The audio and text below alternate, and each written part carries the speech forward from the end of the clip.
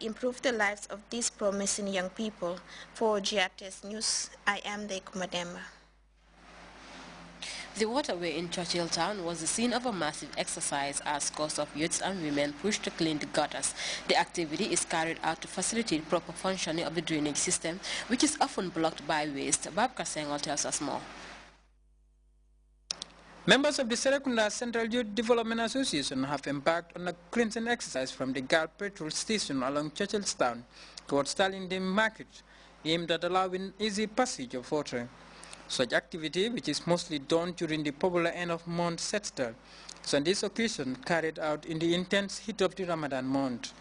As the KMC mayor explains, the cleansing exercise is obviously required since lack of such initiatives would otherwise hinder the movement of people and vehicles. It's all geared towards what is happening around this environment where we are right now. If you can recall, you can see it even on TV. When there is rainfall, there is a big problem here. In fact, the way vehicles are going right now, that's how it happens. Because there is a complete blockage all over. In fact, the drains are no more useful. So this is what the youth came out to say they want to do it voluntarily to give out a helping hand for it to happen. The drainage system, including these gutters, according to Mayor Colley, is meant for easy flow of water as opposed to garbage dumping, while urging people, especially those resident in the area, to use the facility for the right purpose. That let them not use the gutters to throw garbage. In fact, it harms them, it will harm them, because the repercussion is going to be on them. More so the people who are living near the gutters. They should not allow people to come from far away and come and dump in their presence. They should not allow that. And if they continue that, in fact, the force to suffer is the people who are living near the gutters. Despite the energy and other demands of the first month, women volunteers, including the Serekunda Central Lady Councillor, Aji Amijata and Fatu Seti, were at the forefront of the exercise. The duo raised similar concerns regarding the negative attitudes of residents of the neighborhood, such as littering gutters, which results in water blockages. The day's activity is largely pioneered by youths of the Serekunda Central constituency, although it is embraced by a fair turnout of women. Mudnjai and Amadumbai spoke of the importance of the gutter cleansing exercise. We normally go and sensitize people not to be throwing rubbish in this gutter, but we will take it in our own hand to make sure that we do closer monitoring around this area. Whoever we see is throwing any littering in this gutter, we will make sure that we will take you to the right authorities so that you can be charged. Because we have come to realize that the rain have started and we have just started suffering from floods in some of our properties and our neighborhoods.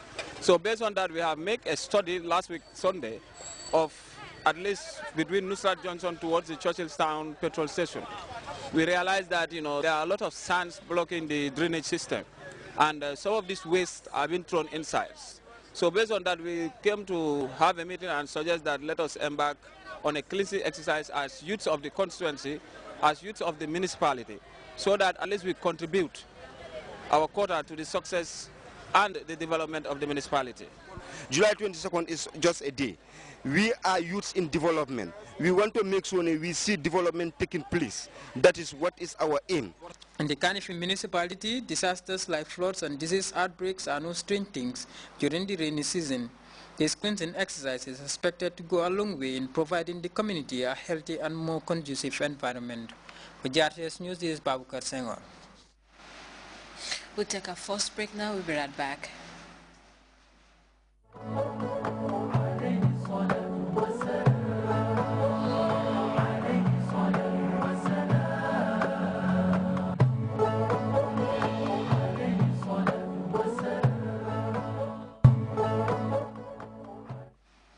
Welcome back. In Spain, a judge has until Sunday night to decide whether to officially charge the train driver in Wednesday's deadly crash.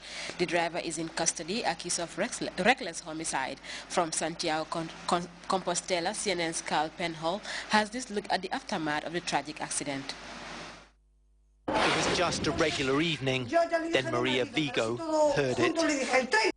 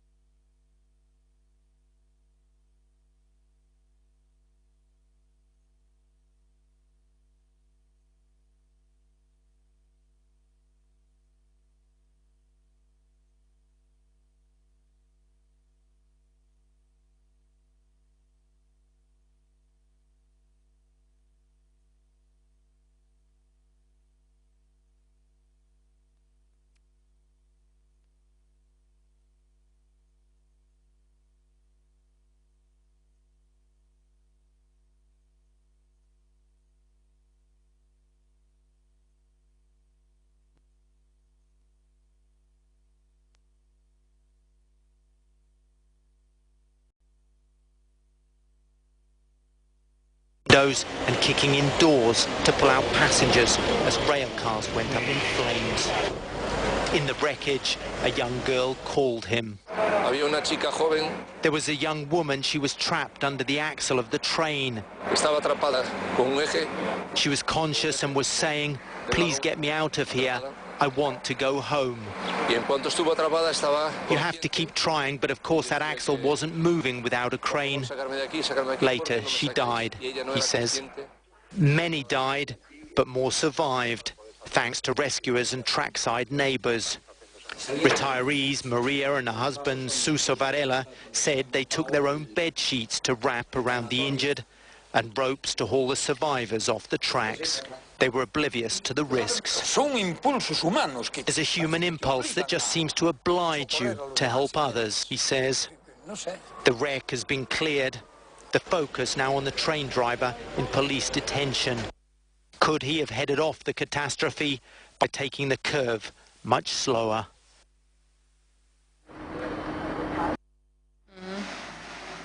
Now, as Korea commemorates its war anniversary, it's important to note that the country wasn't even part of the United States military strategy at the time of the North Korean invasion of the South, but protecting Japan and averting a wider conflict in the region changed the dynamic. In America, soldiers began to pour into Korea, many of them inexperienced young men. Ian Lee met one of them, no longer so young, 60 years later. Walking among the rows of graves is a walk back in time for Joseph de Meno. Back to the days when he was a young infantryman in the United States Army. And while the world remembers the 60th anniversary of the Korean War with pomp and circumstance, de Meno remembers the raw emotion. I want to do the real thing. When I'm saying doing the real thing, that was just a figure of talk, I think, at that time. Because in all fairness, I was a very, very scared kid. Coming back from the front line was ROK soldiers, Republic of Korea. And they were all shot up and bloodied up, and that scared me too. We dug foxholes because they were right across the hill from us. And that night before, there was all kinds of artillery firing over our heads at them.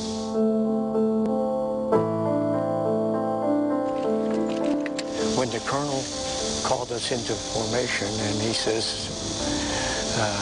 ceasefire is in effect at 10 o'clock this morning, there will be no shots fired.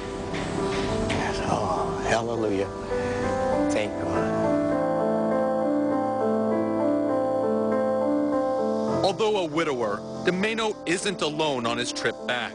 His two daughters and granddaughter offer familial support. In turn, he offers understanding about the sacrifices made by him and his comrades. So to be here with him now, I